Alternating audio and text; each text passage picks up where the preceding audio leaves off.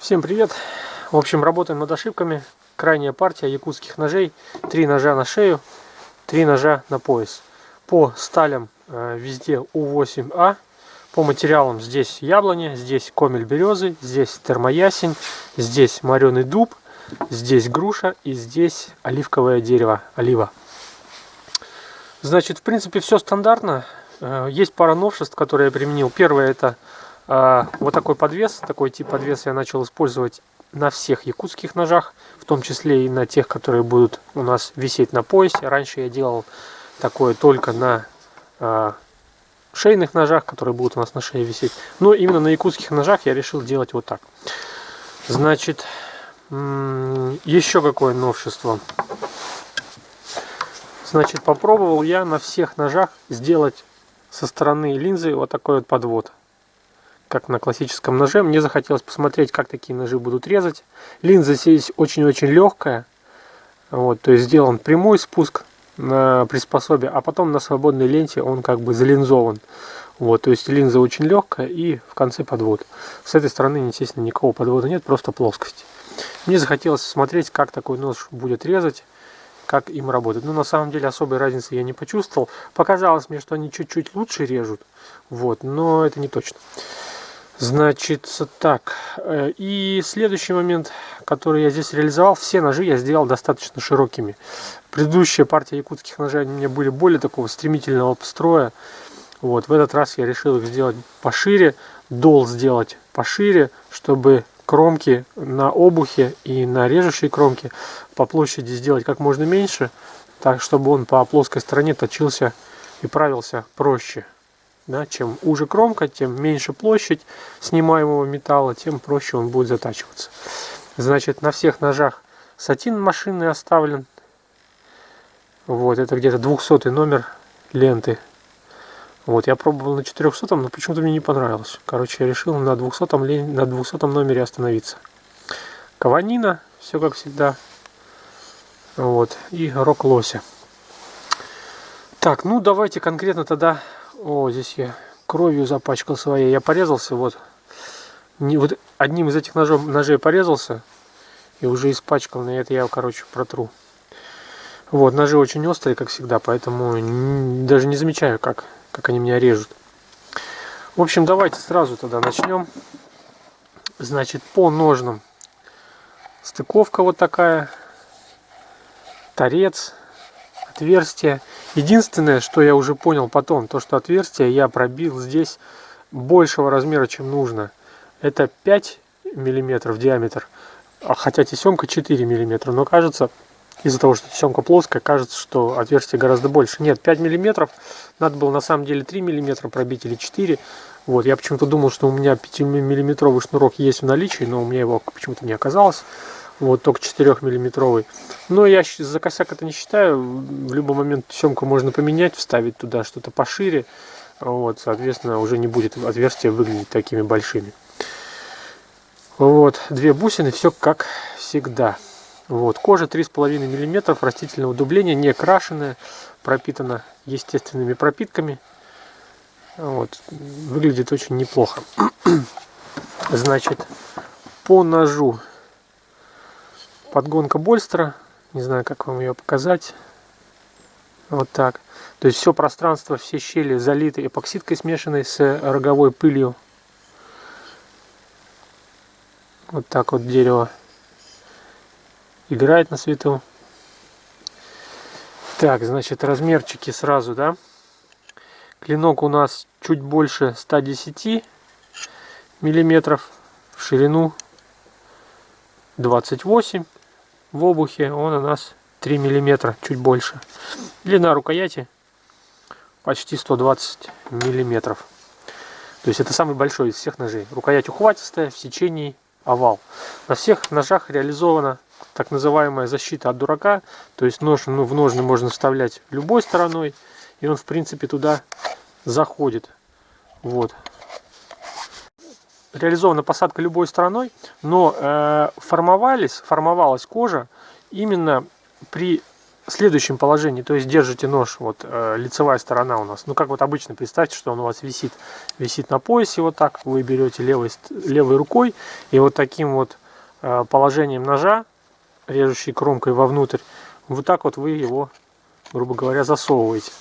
Вот.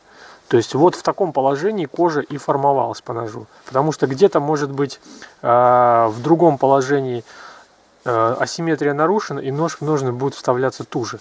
Так что вот рекомендую вам привыкнуть именно вот к такому положению и так его использовать. Ну, мне кажется, это удобно. Так, значит, следующий нож, это у нас комель березы. Не сувель, а комель, но он тоже очень неплох, я вам скажу. Это не совсем простой комель, это мореный комель, я его на шатыре морил, не помню сколько дней, наверное, 10. Он такой же, как и сувель, также переливается, очень интересно. Ну, наконец-то у нас сегодня солнечный день, поэтому можно показать. Вот, сразу глянем на торец, на подгонку. Значит, на самом деле нож этот мне нравится больше остальных. Не знаю почему, как-то вот он сложилось все и формой, и материалами.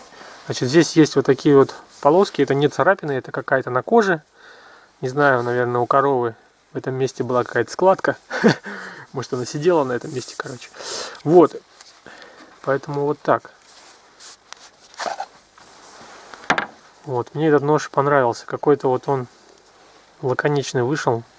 Широкий, ухватистый. Такой, мне кажется, будет вполне себе рабочий нож. Вот такая вот здесь вот рукоять. Именно вот на комеле, то есть на корневой части ствола у березы встречаются вот такие вот коричневые чирки. Очень интересные, очень красивые. Поэтому материал я буду в дальнейшем использовать и заготавливать его. Значит, вот такой вот дол. Вот так выглядит подгонка больстера. С этой стороны, с этой стороны. Вот такой сатин, подвод. Сведены ножи были все немножко по-разному, где-то от 0,1 до 0,3, поэтому где-то подвод кажется шире, вот где-то уже, вот здесь шире. Значит, сведен он в 0,3. Но на самом деле при угле в 30, где-то 4 градуса, причем подвод только с одной стороны, не забывайте, поэтому он кажется широким. Классического ножа как бы общий подвод складывается из двух. С одной стороны и с другой. То есть здесь один широкий. Так, значит, здесь у нас размеры парам-пам чуть меньше. 117 миллиметров он. 117. Почти 29 миллиметров. И в обухе он даже чуть меньше 3. Ну, 3 миллиметра. Длина рукояти здесь, ой, так, 115 миллиметров. Также засовываем его. А, кстати, давайте я вот не на всех ножах пробовал, другой стороной попробуем его. Ну да, вот туже заходит, но в принципе заходит. Вот, это сделано специально как бы, для того, чтобы не путаться. Потому что, глядя вот так вот на нож, визуально, да, невозможно определить, с какой стороны у него режущая кромка. Если вдруг вы там заработались и забыли, да, то чтобы вот как-то вот, ну не знаю, это не влияло никак на работу, не порезаться, не прочее. Значит, здесь материал у нас термоясень собственного запекания. Вот, все щели залиты эпоксидкой, трещинки тоже. Шов. Подгонка.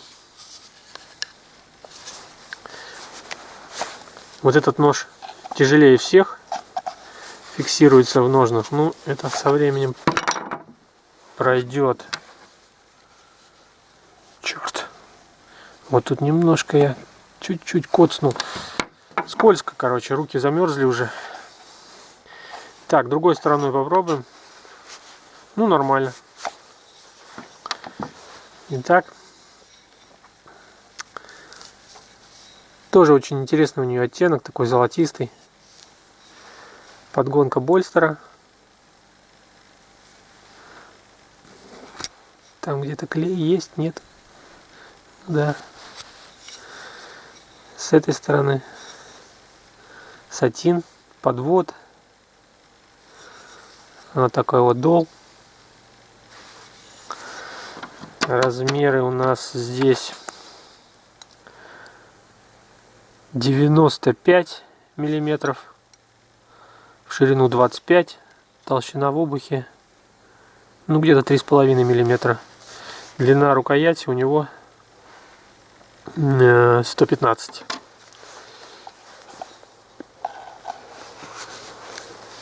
Так, теперь у нас идут шейные, друзья. Значит, вот на этих двух ножах я использовал новую для себя кожу, и она на самом деле подошла для этого не очень хорошо. Дело в том, что я не знаю, что это за кожа, ну, какого дубления, там, какой тип у нее, но выявился такой не очень приятный момент, то, что после высыхания, при формовке, формую я кожу, естественно, мокрую, и после высыхания она дает очень сильную усадку. И после усадки стало заметно на всех ножах талия, видите, да, вот в этом месте проявилась, вот здесь. А также вот здесь вот произошло усыхание, видите, да, образовалась щель. Спереди мне удалось этого там избежать, то сзади она никак тут не ушла. Ну, щель я залил тем же самым, у меня осталась эпоксидка, которой я замазывал щель в больстре, и я ее же туда и использовал. Здесь тоже есть, но меньше. Так что вот эту кожу, она неплохая, на самом деле, хорошая, достаточно тонкая, 2,5 мм, но именно на комбинированные ножны, в которых есть деревянная часть, я ее использовать не буду. Буду ее на чисто кожаных ножнах использовать. Вот. Ну вот так вот получилось. Значит, здесь у нас дуб мореный в аммиаке, который я морил сам. Он частично проморился, поэтому у него вот такая вот присутствует градиент. Вот здесь вот темный, здесь вот светлый. То есть не на всю глубину он проморился. На рукояти то же самое. Вот, рукоять здесь сделана из рогатули. То есть вот раздваивалась в этом месте деревяшка. Поэтому здесь тоже интересный такой вот рисунок получился. Вот. Здесь вообще сучок даже видно. Вот он. То есть очень такая колоритная деревяха. Так, подгонка больстера. С этой стороны. Сатин, подвод. Размерчики. Рукоять 110, клинок 90, в ширину 27, толщина в обухе 3 миллиметра. То есть вот такой вот рабочий режек. Так, ну и подвес, соответственно, шейный. Здесь длинный такой подвес. Вот здесь вот узелок с запасом я сделал. Узелок я не затягивал специально, чтобы хозяин мог его, ну, будущий хозяин мог его расплести, там завязать либо короче, либо длиннее, там, специально, чтобы не мучился человек. Ну и одна бусина. Так, следующий нож у нас груша. Вот такая. Вот, проблема с кожей та же, как я уже сказал. Шов, подвес. Вот, груша мне всегда очень нравилась. Такое дерево, с ней очень приятно работать. Она однородная, хорошо режется, хорошо полируется, достаточно твердая. Рекомендую я всяким резчикам. Вот здесь вот вылезла вот такая трещина. Я ее успешно залил клеем, заполировал. Вот, подгонка больстера. Сатин. Упс. Шапка свалилась. Сатин. Дол вот такой. Дол здесь широкий. Самый широкий дол из всех. И поэтому на режущую кромку на обух осталось совсем по чуть-чуть. Но зато точить его будет, как я уже говорил, очень удобно. Вот, рукоять здесь, по идее, тоже должна быть 110. Да, так точно. Ширина клинка 27. В обухе он тоже 3. Так, а длина клинка 85 миллиметров. То есть, при том, что он на шее как бы висит, он вполне себе такой рабочий, крепкий, сбитый ножик получился. Так, и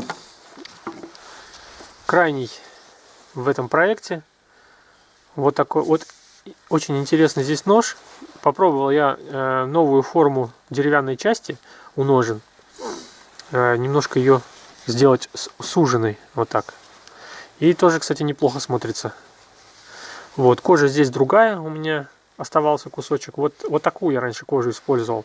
Она чуть больше, чем 2,5, ну, меньше 3, где-то 2,7-2,8 миллиметров. Вот она при высыхании абсолютно предсказуемо себя ведет.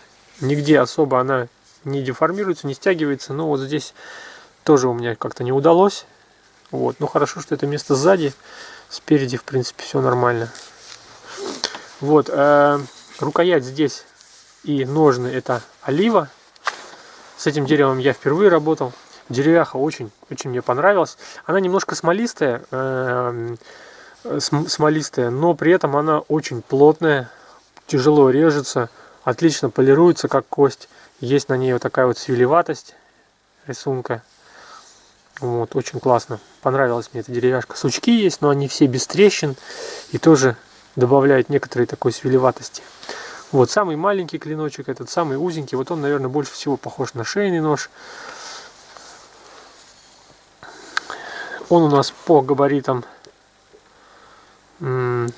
105 миллиметров рукоять, клинок 70, давайте лучше по обуху, так тяжело, ну почти 78 миллиметров, коротенький, шириной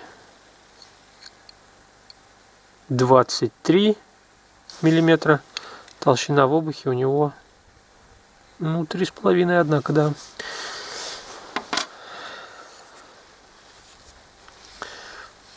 Тоже сатин, подвод. Вот такой вот малыш-крепыш. Ну, этот, соответственно, тоже любой стороной можно вставлять. И так, и так. И все, в принципе, работает. Ну, в общем, вот такая партия. Не все, как всегда, гладко прошло, но в целом все удалось.